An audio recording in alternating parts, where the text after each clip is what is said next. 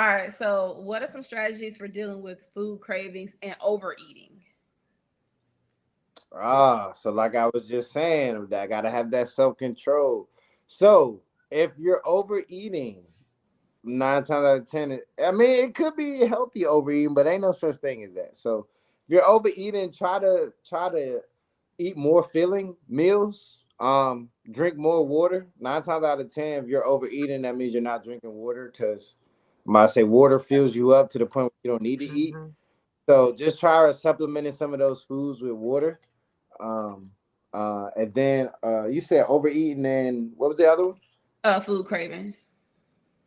Oh, food cravings. I struggle with food cravings my own self a little bit. You know what I'm saying? You get that craving, you just, you know what I'm saying? You just gotta go get it. You You know get what I'm you saying? gave the answer though. I mean, I can answer for him. It's water, really. Like Nah, yeah. what I started doing, and Jazz helped me with this. When I wanted to lose weight, I drink a whole bottle of water before I eat, and I started to notice I'm eating way less.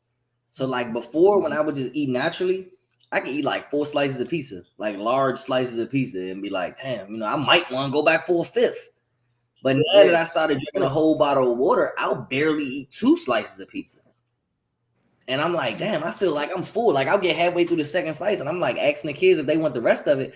And I'm like, dang, you all right, Dad? Like, you usually eat half the pizza, and I'm like, I Yeah. don't know, I'm not full. Or when I want snacks or anything like that, instead I just get a bottle of water. Water's not gonna always suffice because you do need food in you. But those little cravings throughout the day, instead of going to grab a Pop-Tart or going to grab some fruit snacks, I'll get a water. If it holds me down, I'm good. If it doesn't hold me down, then I know, okay, I really need to eat food because water's not helping anymore. That means I'm hungry. Right. Go eat some food. Right. Go eat some real food. But trying to if I mean if the cravings are like, because I know some people crave like nuts and pulse and things like that, which is not necessarily bad cravings, but we're mainly talking about the people who like want some ice cream all the time, or something fatty, just want to eat bacon all day and stuff like that. That's my craving. So so things like that you want to try and stray away from. And this is something I had to go to the emergency room because I tried to quit this cold turkey. Hey, if Pepsi can see this, can we do promo? But anyway, Can we do promo? This is our but show. What you talking about? Hey, but nah, I literally, so one time I was working at a hospital and I was drinking Pepsis on lunch, and they was like, "You really need to stop. You really need to stop." So I tried to go 1 week with no Pepsis. It put me in the hospital. I had not caffeine depression, but um withdrawals. Yeah.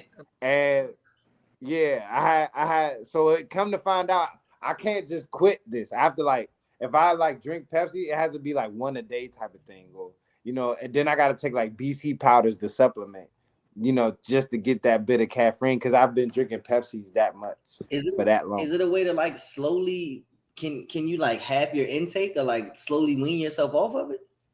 Yeah, that's what I was saying.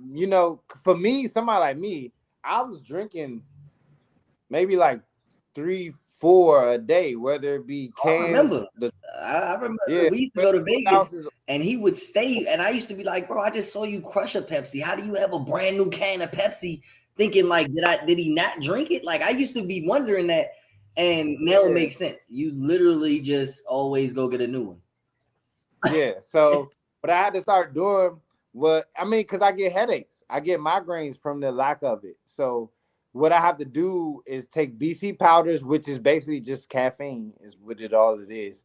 And then there's like caffeine pills that I have to take to supplement if I were to try and wean myself off. But I just said forget it. All right. I just said, hey, look, man, sometimes people just need stuff to survive, and this is just the thing that I I've need, never heard of someone needing caffeine to survive, but I'm gonna give you a pass.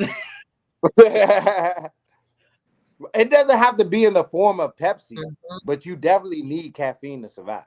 But it just doesn't have to be a Pepsi. I just choose for mine to be And Pepsi. some people call it Starbucks.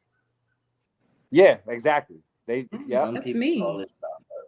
So I mean, it's in different forms. like, Like people are real life addicted to caffeine. Like it's in a lot of stuff, but like people will. I'm not spending my last month. I'm not spending nothing at Starbucks to begin with, but I'm definitely not breaking the bank to do it. And people go there religiously. Every time I go to Target, there's a Starbucks in Target, but there is a line that gotta be a mile or two long because people are waiting to get a fix. Like that's a drug.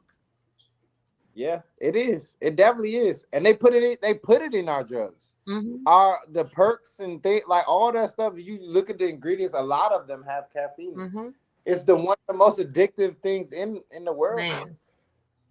Legal. People, right? Coffee, prime example, loaded with caffeine. Mm-hmm. You got most of your prominent sodas like Coke and Pepsi, the highest selling ones all got caffeine. Mm-hmm. So I mean, the opioids, caffeine, and